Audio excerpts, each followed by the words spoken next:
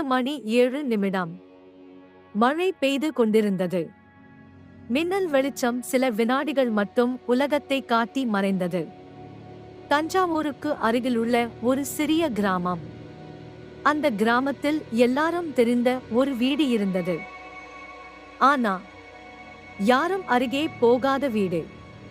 அந்த வீட்டை அவர்கள் 3ஆம் கதவு வீடு என்று அழைப்பார்கள். ஏன் அந்த பெயர் வந்தது தெரியுமா? ஏனெனில் அந்த வீட்டில் 3 கதவுகள் இருந்தது. ஆனா காலை நேரத்தில் 2 கதவுகள் தான் இருக்கும். 3ஆவது கதவு இரவில் மட்டும் தோன்றும். அந்த கிராமத்துக்கு புதியதாக குடி மாற்றி வந்தவன் அருண். அவன் யூடியூபர். பெரிய வீடியோ எடுத்து ஃபேமஸ் ஆகணும் என்பது அவன் ஆசை. ஒரு நாள் டீ கடையில் அவன் அந்த வீட்டை பற்றி கேட்டான். அங்கே இருந்த பெரிய